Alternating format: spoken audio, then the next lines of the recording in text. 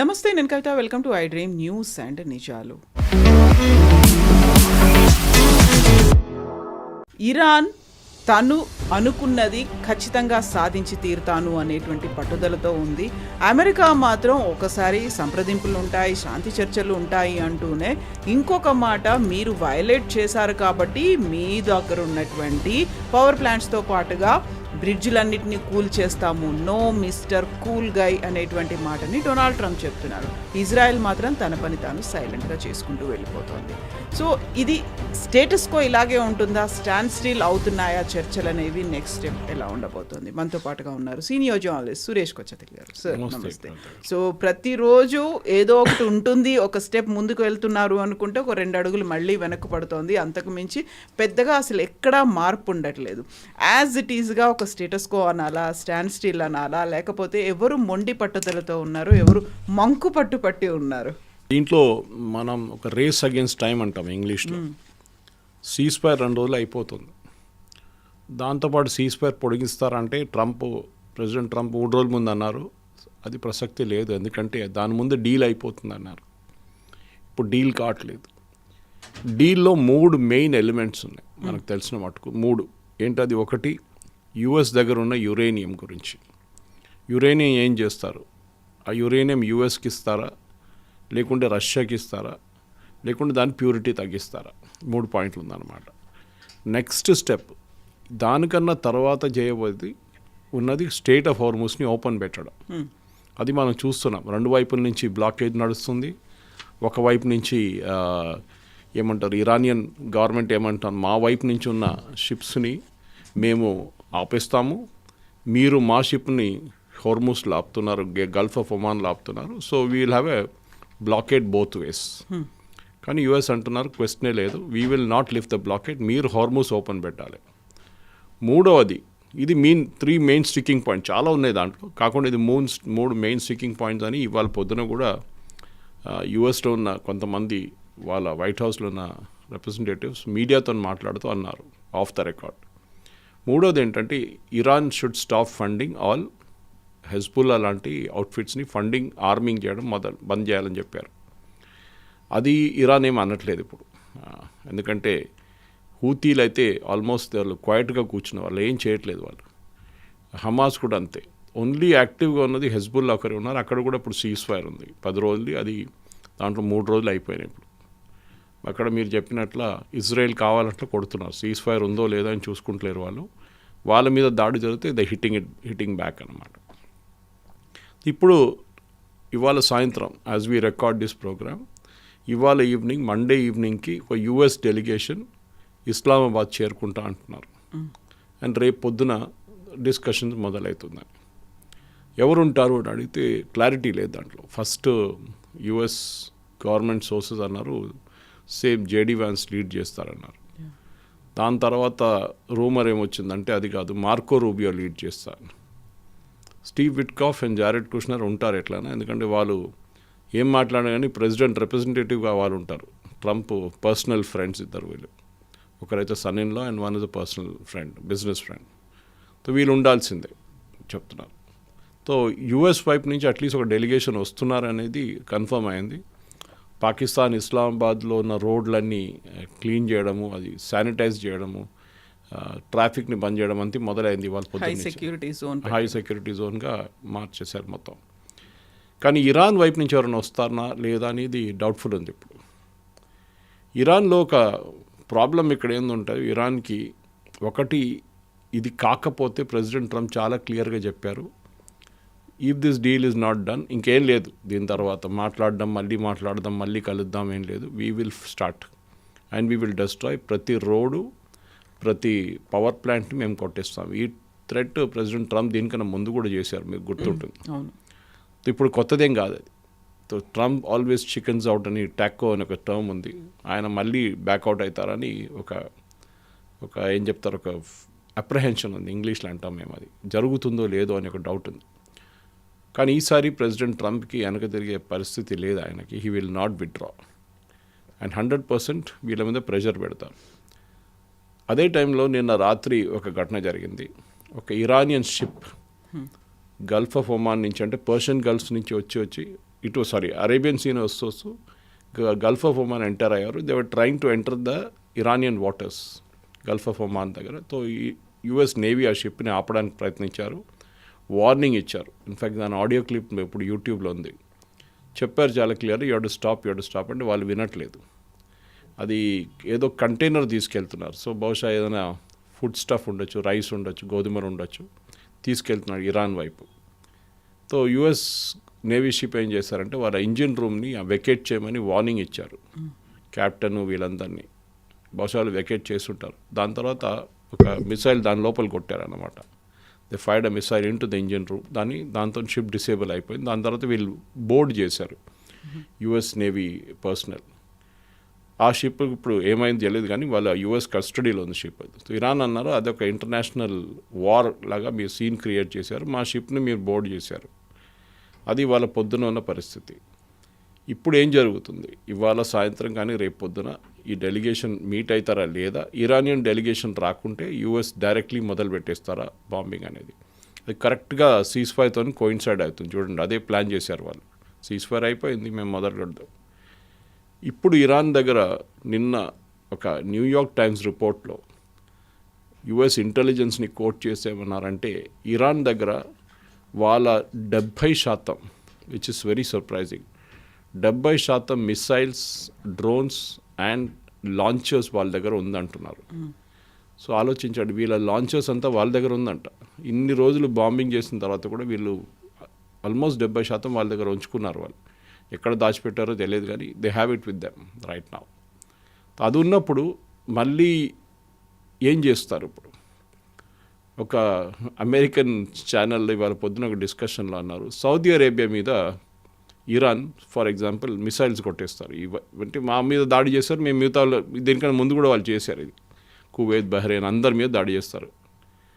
So ఈసారి Saudi Arabia మీద missiles కొడతారు ఇరాన్. కొట్టినప్పుడు అక్కడ పాకిస్తానీ ట్రూప్స్ కూర్చున్నారు, 4,000 మంది ట్రూప్స్, వాళ్ళకి 15 ఎయిర్క్రాఫ్ట్లు అన్నీ పెట్టుకున్నారు అక్కడ. The logic is Saudi Arabia మీద దాడి చేస్తే, ఎవరు చేస్తే వాళ్ళ మీద మేము దాడి చేస్తామని పాకిస్తాన్ ప్రామిస్ చేశారు. ఒక ఒప్పందం కూడా ఉంది వాళ్ళది.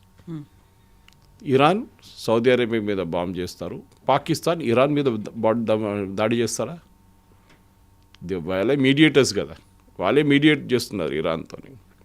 ఇంకోటి ఏంటంటే నిన్న పొద్దున I think was it Washington Post or New York Times, ఏదో ఒక పబ్లికేషన్ యుఎస్ ఇంటెలిజెన్స్ని అగైన్ కోట్ చేస్తున్నారు. వైట్ హౌస్ కూడా ఇన్ఫర్మేషన్ వచ్చింది that Asim Munir, field marshal Asim Munir పాకిస్తాన్తో, is very closely associated with the Iran revolutionary guards. అది అమెరికాకు ఒక రెడ్ ఫ్లాగ్ లాగా మారిపోయింది. ఎందుకంటే రెవల్యూషనరీ గార్డ్, ఇరాన్ రెవల్యూషనరీ గార్డే మెయిన్ ప్రాబ్లం ఇరాన్లో.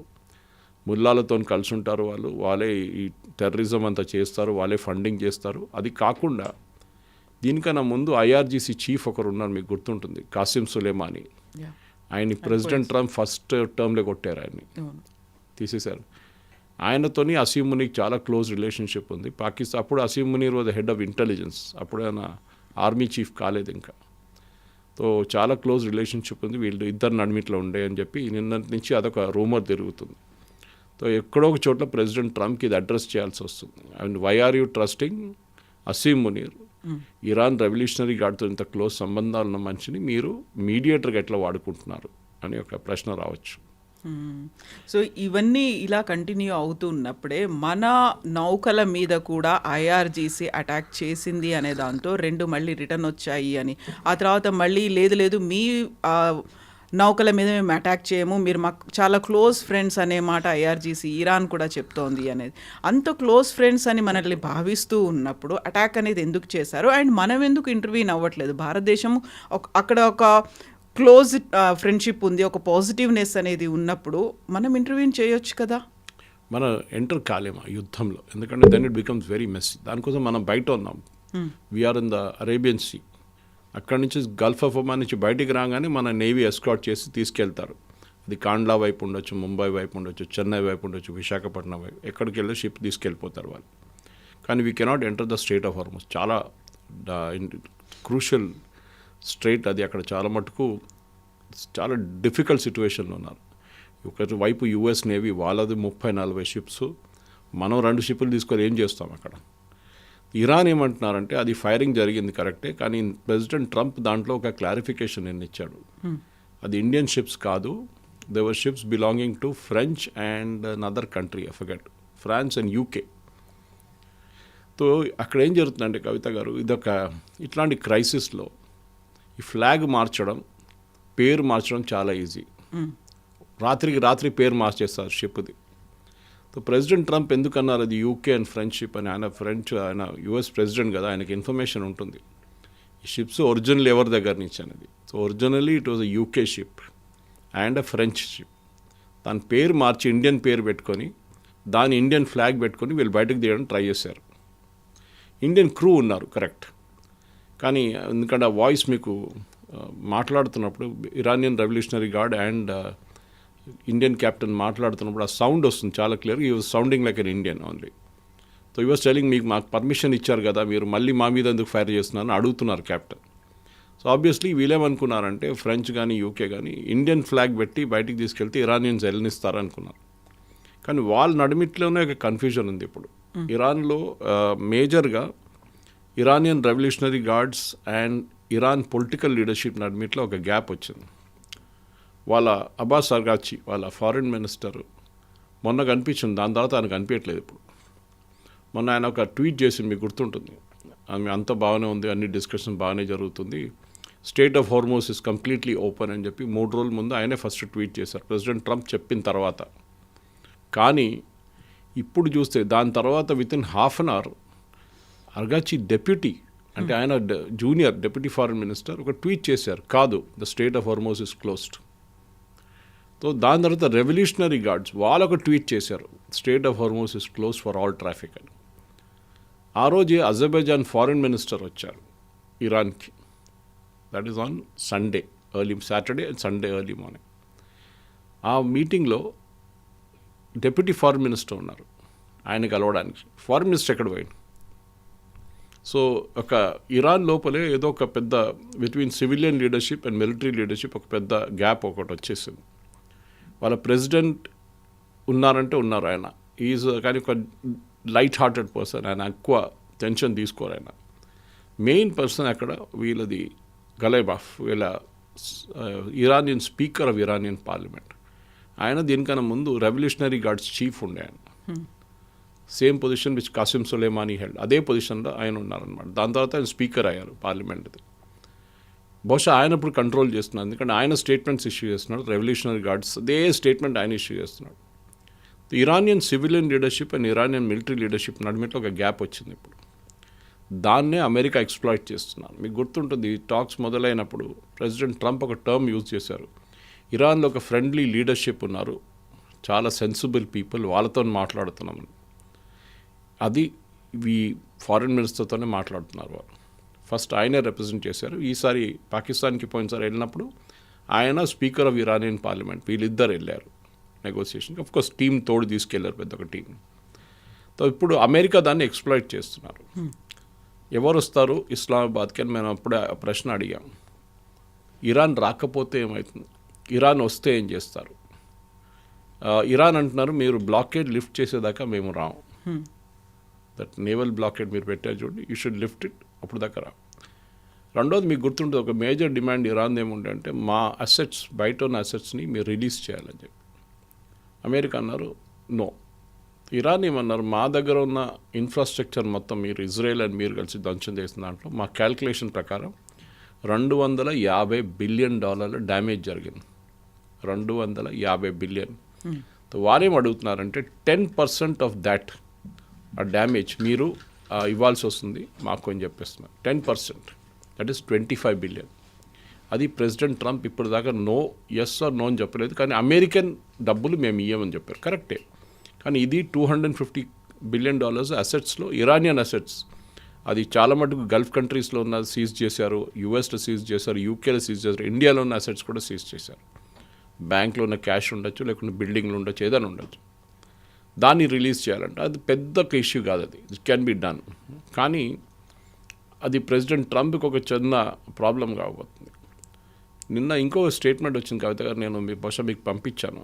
అది central command, US central command వాళ్ళ దాంట్లోనే సూపర్విజన్లోనే వాళ్ళ ఏరియా అది మిడిల్ ఈస్ట్ అనేది.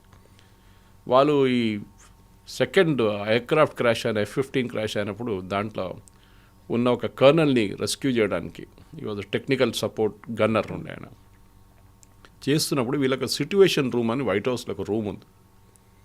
అది బహుశా most famous was when Osama bin Laden capture చేసినప్పుడు ఒబామా వీళ్ళ కమాండర్స్ అందరు కూర్చున్నారు, లైవ్లో చూస్తున్నారు. ఆ వీడియో చాలా పవర్ఫుల్ ఉండే, ఆ విజువల్ చాలా పవర్ఫుల్ ఉండే.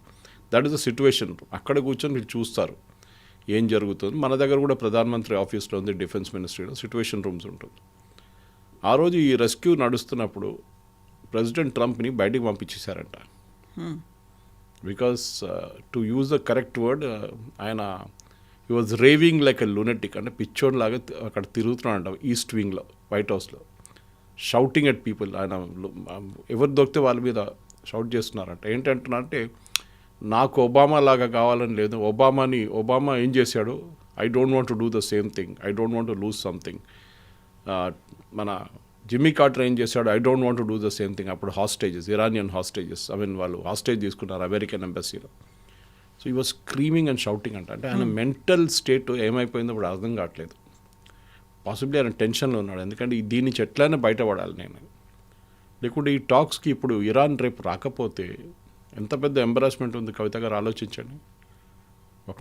మీరు ఒక వైపు కూర్చున్న ముందు మీ వైపు ఎవరు లేరు, అటువైపు ఏం చేస్తారు మీరు? ఎవరినో చిన్న లీడర్ని తీసుకొచ్చి కూర్చోబెట్టలేరు కదా. You have to bring the decision makers. ఇటువైపు కూడా స్టీవ్ విట్కాఫ్ కానీ జారెడ్ కుష్నర్ డెసిషన్ తీసుకోలేరు వాళ్ళు. ఇరాన్ ఒక ప్రపోజల్ పెడితే మళ్ళీ ఫోన్ చేస్తారు మార్కో రూబియోకో, లేకుంటే వైస్ ప్రెసిడెంట్ వ్యాన్స్కో, లేకుంటే ప్రెసిడెంట్ ట్రంప్కి ఏం చేయాలి మేము అని చెప్పేసి. మీరు ఒక ప్రొఫెషనల్ టీంని తీసుకురాలేదు నెగోషియేషన్కి. ఇరాన్ ఏమంటున్నారంటే, ఇది వాళ్ళు మొన్న చెప్పారు, సాటర్డే రోజు చెప్పారు, మనం ఫస్ట్ ఒక ఫ్రేమ్ వర్క్ డెవలప్ చేస్తాం. ఇప్పుడు మన ట్రేడ్ టాక్స్ చేస్తున్నాం, అది యుఎస్తో. ఫ్రేమ్ వర్క్ అంటే ఒక 10 పాయింట్లు, broad points. We will discuss the uranium issue, అంతే. ఏం డిస్కస్ చేద్దాం మనం? We will decide in the next meeting. We will decide the compensation for damage infrastructure. మా ఇన్ఫ్రాస్ట్రక్చర్ డ్యామేజ్ అయింది, దానికి ఏం చేద్దామని చెప్పి ఇరానియన్ ఇన్ఫ్రాస్ట్రక్చర్ మేము మాట్లాడతాం, ఫ్రోజన్ అసెట్స్ నుంచి. మూడవది ఫండింగ్ ఆఫ్ హెజ్బుల్లా, హూతీలు, హమాస్. అట్లనే ఒక 10 పాయింట్లు ఫ్రేమ్వర్క్ వేసి, ఆ ఫ్రేమ్వర్క్ ఒకసారి ఫ్రీజ్ చేసిన తర్వాత ఎస్ వీ విల్ నెక్స్ట్ మీటింగ్లో దీని గురించి మనం ఇంకా డీటెయిల్గా డిస్కషన్ చేద్దామని. ఇది ఇరాన్ ప్రపోజ్ చేశారు, which I think it's very sensible. కానీ అమెరికా దానికి ఒప్పుకుంటారో లేదో తెలియదు, ఎందుకంటే ప్రెసిడెంట్ ట్రంప్కి ఇప్పుడు ఇమ్మీడియట్ రిజల్ట్ కావాలి. ఆయనకి మీరు వస్తారు, కూర్చుంటారు, ఎస్ ఆర్ నో చెప్పండి, దాని తర్వాత నేను బాంబింగ్ మొదలు పెట్టేస్తాను. ఇది పరిస్థితి. ఇవాళ అంటే రేపు పొద్దున పాకిస్తాన్ టైంకి ఇరాన్ నుంచి ఎవరు రాకపోతే బహుశా సీజ్ ఫైర్ కూడా అయిపోతుంది అప్పుడే కరెక్ట్ టైంకి, and bombing will start. So సడన్గా ఇరాన్ ఏమైనా డెసిషన్ తీసుకొని పంపించవచ్చా అనే దాంతోపాటుగా వరల్డ్ వైడ్గా ఏం జరుగుతోంది, ఈ 3 దేశాల ఇంపాక్ట్ మెల్లిమెల్లిగా స్ప్రెడ్ అవుతూ వస్తున్నప్పుడు ఈ 50 days కూడా కంప్లీట్ అయిపోయాయి. ఒక న్యూ నార్మల్గా తీసుకుంటున్నారా? రెగ్యులర్ రొటీన్ థింగ్ అనే దాంట్లో అలవాటు పడిపోయారా? నెక్స్ట్ నిజంగానే ఇది జరగాలి, ఇది ఎండ్ అవుతే బాగుండు అని కోరుకుంటున్నటువంటి కంట్రీస్ ఎన్ని ఉన్నాయి అసలు? యాక్చువల్లీ ఇప్పుడు ఈ strait of Hormuz closure immediate impact ఎవరి మీద ఉండదు. ఇంటర్నేషనల్ ఆయిల్ ప్రైసెస్ పెరుగుతుంది. ఇవాళ పొద్దున అల్ జజీరాలో they was a international maritime expert oil గురించి, ఆయిల్ ట్రాన్స్పోర్ట్ గురించి ఉన్న పెద్ద సీనియర్ వైస్ ప్రెసిడెంట్ లెవెల్ ఒక ఆయన మాట్లాడారు. ఆయన మాట్లాడుతూ ఏమన్నారు, ప్రతి దేశం దగ్గర 60 రోజులకి ఉన్న ఫ్యూయల్ ఉంటుంది ఎప్పుడైనా. ఐదర్ వాళ్ళ పోర్ట్స్లో ఉంటుంది, వాళ్ళ రిఫైనరీలో ఉంటుంది, లేకుంటే ట్రాన్సిట్లో ఉంటుంది. సో 60 రోజుల దాకా ఇంపాక్ట్ లేదు. ఇప్పుడు క్లోజ్ అయ్యి 5 రోజులు అయ్యాయి, అంటే 55 రోజులకి ఇంకా వాళ్ళ దగ్గర స్టాక్ ఉంది. ఇంకొక 5 రోజులు ట్రాన్సిట్, 5 నుంచి 10 రోజులు ట్రాన్సిట్ పెట్టుకుంటే 40 రోజులకి ఉన్న టెన్షన్ ఇప్పుడు లేదు.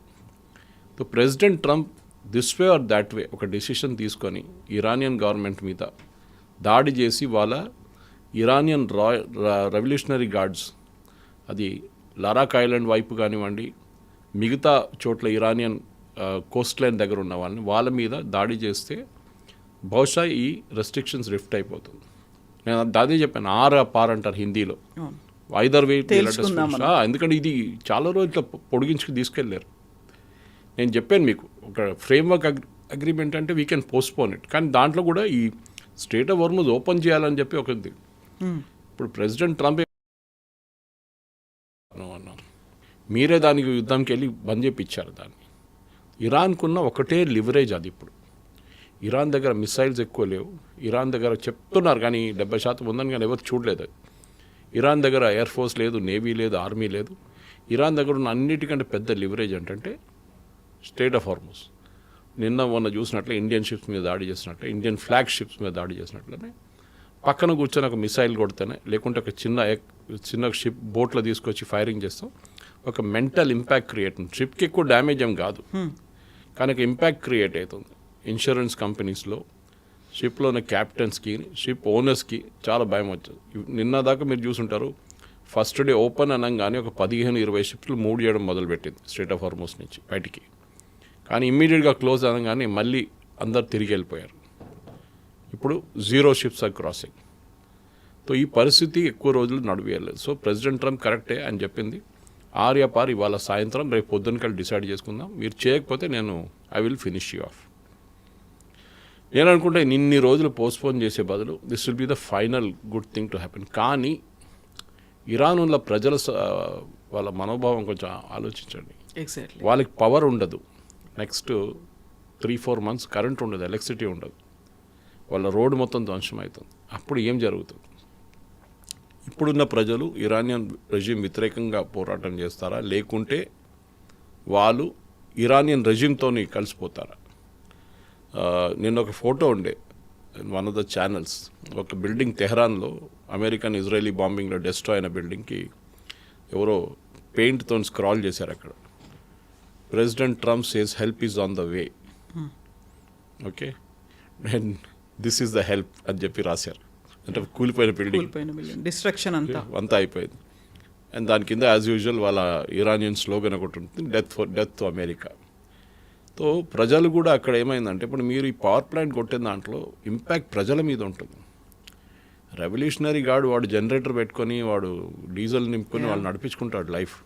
But what about hospitals, what about restaurants, what about hotel, what about schools? వాళ్ళేం చేస్తారు? ప్రజలేం చేస్తారు వాళ్ళ ఇంట్లో?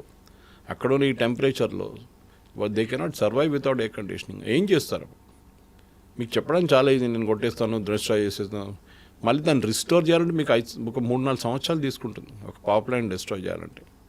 ఐ కెన్ స్టిల్ మీరు అది వార్ క్రైమ్ అంటున్నారు చాలామంది, కానీ యుఎన్లో ఉన్న యుఎస్ రిప్రజెంటేటివ్ అంటున్నాడు కాదు, అది వార్ క్రైమ్ కాదు, ఆ పవర్ ప్లాంట్స్ వచ్చే పవర్ ఇరానియన్ ఆర్మీ కూడా వాడుకుంటారని, which is a very skewed logic. ఎందుకంటే ఇప్పుడు మన దగ్గర రామగుండం ఉంది, రామగుండం నుంచి పవర్ వస్తుంది హైదరాబాద్ సిటీకి వచ్చి పవర్ గ్రిడ్లో వచ్చి మౌలాలి దగ్గర నుంచి డిస్ట్రిబ్యూట్ అవుతుంది పవర్ గ్రిడ్లో. దాన్ని సికింద్రాబాద్లో ఉన్న ఏఓసీ కానీ ఈఎంబీ కానీ మిగతా వాళ్ళు వాడుకుంటారు. గోల్కొండ వైపు ఉన్న ఆర్టిలరీ సెంటర్ వారు వాడుకుంటారు ఆర్మీది. మీరేం చెప్తారు? ఇప్పుడు Ramagundam is use by Indian army అంటారు. కాదు కదా, ప్రజలు కూడా వాడుకుంటున్నారు. సివిలియన్ 90% వాళ్ళు వాడుకుంటారు, 5% వీళ్ళు వాడుకుంటారు. Hakimpet air force base, Begumpet, EME, AOC, artillery centre. Iran కూడా అదే లాజిక్ మీరు యూజ్ చేయండి. 5% దాని నుంచి ఉన్న ప్రొడక్షన్ని, electricity production Iranian revolutionary guards వాడుకున్నారని చెప్పి మొత్తం 100% డిస్ట్రాయ్ చేయడం ఏంటి? ప్రజలకు ఎవరికి ఎలక్ట్రిసిటీ ఉండదు అప్పుడు. So technically it's a war crime. International మన రూల్స్ చూస్తే జెనీవా కన్వెన్షన్ ప్రకారం it is a war crime. President ట్రంప్ని ఇంటర్నేషనల్ కోర్టులో ట్రై చేయొచ్చు, కానీ దట్ ఈస్ పనికిరాదు. అది నెతన్యాహు వ్యతిరేకంగా ఒక అరెస్ట్ వారెంట్ కూడా ఉంది ఎప్పటి నుంచో. Nobody cares about it. కానీ ఒక సైకలాజికల్ అడ్వాంటేజ్ ఉంటుంది. At the same time Iranian regime కూడా అర్థం చేసుకోవాలి. ఒకటి, ఖమనే ఉన్నారా లేదా తెలియదు. ఆయన ఆర్డర్లు ఇస్తున్నారు, ఏదైతే మెసేజ్ పెడుతున్నా, కానీ ఇవాళ దాకా ఎవరు ఆయన చూడలేదు. ఒక వీడియో లేదు, ఒక ఫోటో లేదు, ఏం లేదు ఆయనది ఆఫ్టర్ ద అటాక్. ఆయన లేరనుకోండి, then it becomes very easy for US. ఒఫిషియల్గా ఒకసారి డిక్లేర్ చేసేసారు US, no he's not there, he's died అని చెప్పి. దెన్ వాళ్ళ ఇరానియన్ ఆర్మీ మీద ఉన్న సైకలాజికల్ ఇంపాక్ట్ చాలా పెద్దగా ఉండబోతుంది. ఓకే, ఎందుకంటే కొత్త లీడర్ని మళ్ళీ అనుకోవాల్సి వస్తుంది. ఆ టైం ఉండదు ఇంకా. ప్రెసిడెంట్ ట్రంప్ దాని లోపల కొట్టేస్తారు వాళ్ళు. ఫస్ట్ టార్గెట్ ప్రెసిడెంట్ ట్రంప్ది ఆబ్వియస్లీ ఇరానియన్ రెవల్యూషనరీ గార్డ్స్ ఉండొచ్చు. వాళ్ళని కొట్టిన తర్వాత మిగతా వాళ్ళని చూసుకుంటారు ఆయన. సో బహుశా ఇవాళ యాజ్ వీ స్పీక్ రేపు పొద్దున్న నేను చెప్పాను చూడండి, రేపు ట్యూస్డే ఆఫ్టర్నూన్ దాకా ఇండియన్ టైం ఆ ట్యూస్డే ఈవినింగ్ దాకా ఏదో ఒక డిసిషన్లో ప్రెసిడెంట్ ట్రంప్ డిసిషన్ తీసుకుంటారు. ఇంకా ఆయన పొడిగించరు దీన్ని. సీజ్ ఫైర్ ఎక్స్టెన్షన్ అనేది క్వశ్చనే లేదు. సో 3 కంట్రీస్లో 3 డిఫరెంట్ సిచ్యువేషన్స్ అనేవి ఉన్నాయి. అమెరికాలోనేమో అక్కడ దీన్ని కాల్ ఆఫ్ చేస్తే బెటర్ అనేటువంటి ఒక మాట ఉంది, ఒక ప్రొటెస్ట్లు అనేవి అవుతున్నాయి, మళ్ళీ అది ఇంపాక్ట్ అనేది ఉంటుంది అని. ఇజ్రాయెల్లో మాత్రం మా మాటనే డొనాల్డ్ ట్రంప్ ఎందుకు చెప్తున్నారు, we will go ahead with the war అనే మాట ఇజ్రాయెల్లో వస్తుంది. ఇరాన్లో ఏమనుకుంటున్నారు అనేది అసలు తెలియదు. ఇప్పుడు రెజ్యూమ్ చేంజ్ అనుకుంటే రెజ్యూమ్ చేంజ్ జరగలేదు, అక్కడ అన్ని డిస్ట్రాయ్ చేశారు, డిస్ట్రక్షన్స్ అవుతున్నాయి. బట్ పబ్లిక్ ఏం కోరుకుంటున్నారు, వాళ్ళకి ఏం కావాలి అన్నది ఐఆర్జీసీయో లేకుంటే స్పీకరో ఫారెన్ మినిస్టరో ఏదో ఒకటి మాట్లాడుతున్నారు తప్ప ఆ వాయిస్ బయటకు వస్తుందా లేదా? ఎందుకంటే ఇరాన్లో ఫిబ్రవరి 28 అటాక్ జరిగిన తర్వాత ఇంటర్నెట్ బ్లాక్అవుట్ పెట్టారు కంప్లీట్గా. ఇవాళ దాకా బ్లాక్అవుట్ లిఫ్ట్ చేయలేదు. In fact is the longest blackout అంటున్నారు. ఏదైనా ఒక పెద్ద కంట్రీలో, ఇరాన్ లాంటి పెద్ద కంట్రీలో లాంగెస్ట్ బ్లాక్అవుట్. ఇవాళ మనం what are we speaking today 31+1 32+20 52 days, 52 రోజులు అయిపోయినాయి వాళ్ళకి. 52 రోజుల నుంచి ఇంటర్నెట్ లేదు అక్కడ. ఉందంటే ఉంది. ఇప్పుడు మీరు బీబీసీ వాళ్ళు, అల్ జజీరా వాళ్ళు ఎట్లా మాట్లాడుతున్నారు, వాళ్ళ రిపోర్ట్ వస్తుందంటే వాళ్ళకి యాక్సెస్ ఇస్తారు, లిమిటెడ్ యాక్సెస్. అది కూడా సెన్సర్షిప్ ఉంటుంది, చూస్తూనే ఉంటారు ఎవరో లైవ్గా వీళ్ళు ఏం మాట్లాడుతున్నారు. ఎలాన్ మస్క్ ఆయన సెపరేట్ గా ప్రొవైడ్ చేస్తుంటారు. స్టార్లింక్ కూడా పనిచేయట్లేదు అక్కడ ఎక్కువ. నిన్ననే స్టార్లింక్ ఆపరేట్ చేస్తున్న 3 అరెస్ట్ చేశారు తెహరాన్ ఎయిర్పోర్ట్లో.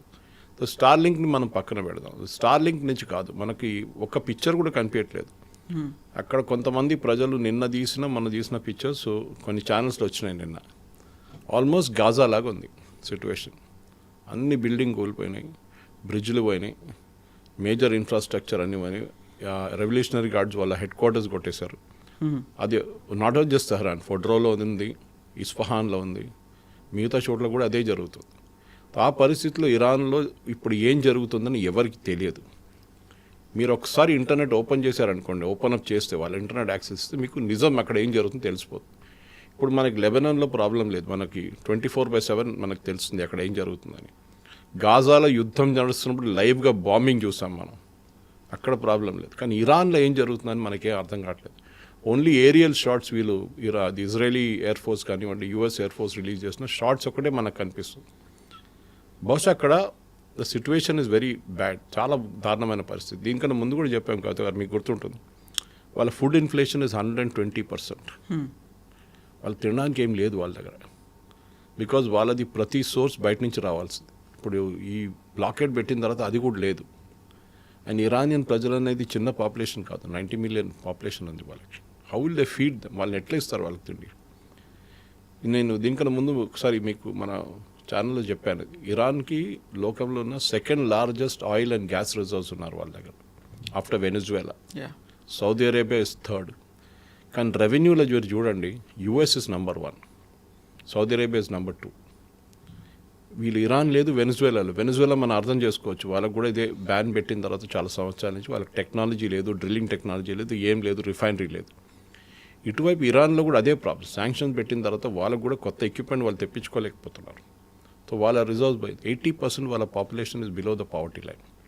కానీ వీళ్ళు ఏం చేశారు, వీళ్ళు ఇన్వెస్ట్మెంట్ అంతా వీళ్ళ దగ్గర నుంచి వచ్చిన డబ్బులు లాస్ట్ 20 సంవత్సరాలు వీళ్ళు యురేనియం మీద పెట్టారు, మిస్సైల్స్ మీద పెట్టారు. మిస్సైల్స్ వాళ్ళ దగ్గర ఒక కాటేజ్ ఇండస్ట్రీ లాగా అయిపోయింది అంటున్నారు. ఇప్పుడు ప్రతి స్ట్రీట్ కార్నర్లో ఒక షాప్ ఉందంట, డ్రోన్ తయారు చేసే షాప్. ఆ పరిస్థితికి వాళ్ళకి అంత ఎక్స్పర్టీస్ ఉంది వాళ్ళ దగ్గర. దానికోసం వాళ్ళు ఇన్ని డ్రోన్లు తయారు చేసుకుంటున్నారు. ఇప్పుడు కూడా ఇంత బాంబింగ్ జరిగిన తర్వాత కూడా యూఎస్ అంటున్నారు 70% వాళ్ళ డ్రోన్స్ అన్నీ ఆర్ ఇంటాక్ట్, వాళ్ళ మిసైల్స్ ఆర్ ఇంటాక్ట్, 30% వాళ్ళ లాంచర్స్ ఆర్ ఇంటాక్ట్ అంటున్నారు. అంటే వాళ్ళ దగ్గర రెసిలియన్స్ ఉంది, కానీ ఎక్కువ రోజులు తట్టుకోలేరు వాళ్ళు. నెక్స్ట్ బికాజ్ ఎకనామిక్ రియాలిటీ ఒకటి ఉంది. మీరు మిలిటరీ రియాలిటీ పక్కన పెట్టండి, ఎకనామిక్గా వాళ్ళ దగ్గర డబ్బులు లేవు. లాస్ట్ టైం మనం పంపించాం బియ్యం ఇండియా నుంచి వాళ్ళకి, గోధుమలు పంపించాం మనం. ఎన్ని రోజులు మనం మెడిసిన్స్ పంపించాం మనం ఇక్కడి నుంచి, వి సెంట్ ఇట్ బై షిప్. కానీ ఇప్పుడు వాళ్ళ అది కూడా లేదు. ఇప్పుడు మన షిప్ మీద కొట్టిన తర్వాత కూడా నాకు కూడా కోపం వచ్చింది. నేను ట్వీట్ చేశాను, why should we help Iran? మన షిప్ మీద Iranian ambassador in India was called to the foreign office last night. ఆ రోజు రాత్రి he was given a protest note. So ఆయన కూడా ఏం చేయలేరు, ఇండియాలో కూర్చొని ట్వీట్ చేస్తారు అంతేగాని వీళ్ళకి పవర్ ఉన్నది అంతా ఇరానియన్ రెవల్యూషనరీ గార్డ్స్ దగ్గరే. He is absolutely nobody. ఆయన కాదు, any Iranian embassy across the world వాళ్ళకి పవర్ లేదు. పవర్ అంతా టెహరాన్లో ఉన్న ఈ రెవల్యూషనరీ గార్డ్స్ దగ్గర ఉంది. యుఎస్ ఇప్పుడు వాళ్ళనే టార్గెట్ చేస్తున్నారు. వాళ్ళని కొడితే దెన్ బహుశాకున్న ప్రజలు బయటకు వస్తారు, ప్రొటెస్ట్ చేస్తారు. దెన్ దే విల్ స్టార్ట్ ఒక రెజీమ్ చేంజ్. అప్పుడు రియలీ జరగవచ్చు. రేపు ఒక లంచ్ టైం తర్వాత, రేపు సాయంత్రం దాకా, అప్పటి నుంచి సాటర్డే దాకా ఒక విండో ఉంది. ఈ విండోలోనే ఇదన్నీ జరగబోతుంది. ఒకటి సీజ్ ఫైర్ ల్యాప్స్ అవుతుంది, రెండవది ప్రెసిడెంట్ ట్రంప్ ఒక డిసిషన్ తీసుకోగలుగుతారు. ఈ యుద్ధం ఎట్లయినా ఆపాలని చెప్పి వాళ్ళకి డొమెస్టిక్ చాలా ప్రెషర్ ఉంది. మూడోది ఆయిల్ ప్రైసెస్ మళ్ళీ పెరిగింది, స్టాక్ మార్కెట్ డౌన్ అయింది. సో ప్రెసిడెంట్ ట్రంప్ మీద ఐదర్ వే ఒక పార్ లడాయి ఉంటుంది. అండ్ బహుశా దాంతోనే ఇరాన్ రెజీమ్ కూడా పడిపోతుంది. అదే మోస్ట్లీ జరగబోతుంది. సో 1 డేలో తేలుతుందా, 1 వీక్లో తెలిసిపోతుందా? 1 week, it will take 1 week to 10 days easily. అది కోఆర్డినేటెడ్ యాక్షన్ ఉంటుంది ఇరాన్, యుఎస్ నేవీ వైపు నుంచి. And of course US air force కూడా ఉంటారు. మళ్ళీ ఇజ్రాయెల్ వస్తారు. ఇన్ని రోజులు వాళ్ళు రాలేదు. వాళ్ళు అక్కడ లెబనాన్లో డీల్ చేసుకుంటున్నారు. వాళ్ళకి సీజ్ ఫైర్ అని చెప్తున్నా కానీ వాళ్ళు రెగ్యులర్గా అక్కడ కూడా కొడుతున్నారు హెజ్బుల్లాని. సో పాసిబ్లీ ఒక కోఆర్డినేటెడ్ యాక్షన్ ప్రెసిడెంట్ ట్రంప్కి ప్లాన్స్ ఇచ్చుంటారు వాళ్ళ డిఫెన్స్ ఆర్మీ చీఫ్ కానీ, ఎయిర్ ఫోర్స్ చీఫ్ కానీ, వాళ్ళ చీఫ్ ఆఫ్ స్టాఫ్ కానీ, saying these are the menu, మీ దగ్గర ఉన్న మెనూ ఇది ఉంది, మీరు డిసైడ్ చేయండి ఏం చేయాలని చెప్పి. We should bomb Iranian infrastructure. Yes, ఆ ఇరానియన్ ఇన్ఫ్రాస్ట్రక్చర్ కొడితే మళ్ళీ వాళ్ళ రెజ్యూమ్ ఈజీగా పడిపోతుంది. వాళ్ళకి ఎలక్ట్రిసిటీ లేకుండా వాళ్ళు ఏం చేయలేరు. అది పెద్ద ఒక డిసడ్వాంటేజ్ వాళ్ళు. అప్పుడు ఇమ్మీడియట్గా వాళ్ళు సరెండర్ చేయాల్సి వస్తుంది. సరెండర్ అని కాదు, రెవల్యూషనరీ గార్డ్స్ పారిపోతారు అక్కడి నుంచి. బహుశా ఎక్కడికి వెళ్తారో తెలియదు కానీ some way they might even go to Pakistan వాళ్ళకి టెంపరీగా ఒక ఏం చెప్తారు, సరెండర్ చేయడానికి ఒక ఆప్షన్ ఇస్తారు పాకిస్తాన్. అది బహుశా జరగవచ్చు. Yes sir, thank you so thank you much very sir. Much.